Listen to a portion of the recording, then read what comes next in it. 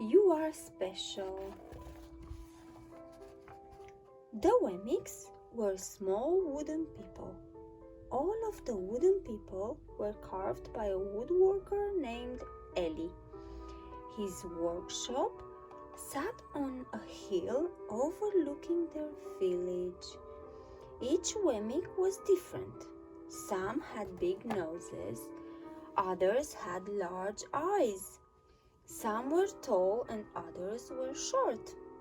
Some wore hats, others wore coats. But all were made by the same carver and all lived in the village. And all day, every day, the Wemmicks did the same thing. They gave each other stickers. Each Wemmick had a box of golden star stickers and a box of grey dot stickers. Up and down the streets, all over the city, people spent their days sticking stars or dots on one another. The pretty ones, those with smooth wood and fine paint, always got stars. But if the wood was rough or the paint chipped, the Wemmicks gave dots. The talented ones got stars too. Some could lift big sticks high above their heads or jump over tall boxes. Still others knew big words or could sing pretty songs. Everyone gave them stars. Some Wemmicks had stars all over them.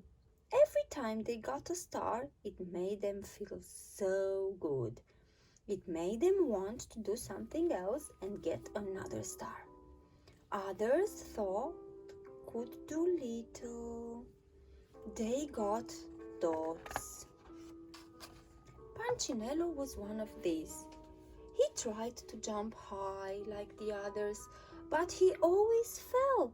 And when he fell, the others would gather around and give him dots.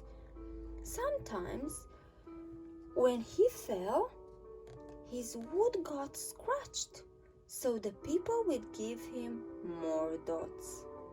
Then, when he would try to explain why he fell, he would say something silly, and the Wemmicks should give him more dots.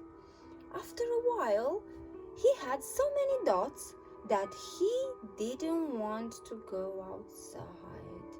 He was afraid he would do something dumb, such as forget his hat or step in the water, and then people would give him another dot.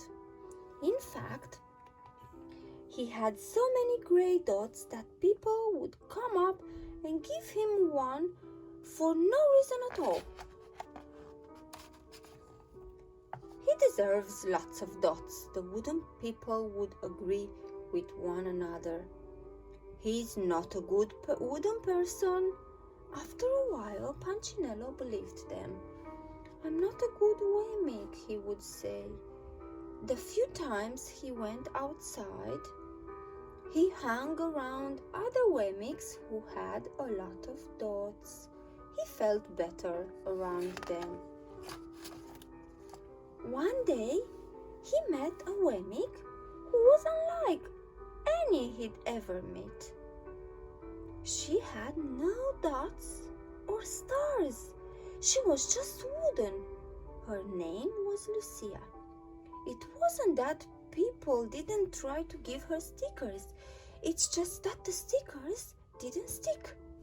Some of the Wemmicks admired Lucia for having no dots, so they would run up and give her a star. But if would fall off, others would look down on her for having no stars, so they would give her a dot. But it wouldn't stay either.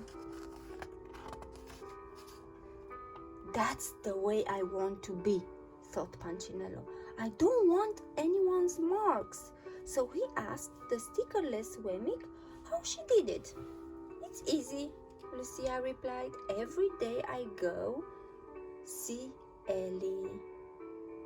Ellie? Yes, Ellie, the wood carver. I sit in the workshop with him. Why? Why don't you find out for yourself? Go up the hill. He's there.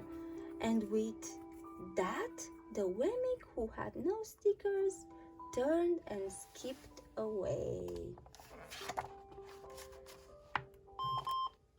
But will he want to see me? Punchinello cried out. Lucia didn't hear, so Punchinello went home. He sat near a window and watched the wooden people as they scurried around, giving each other stars and dots. It's not right, he muttered to himself, and he decided to go see Ellie.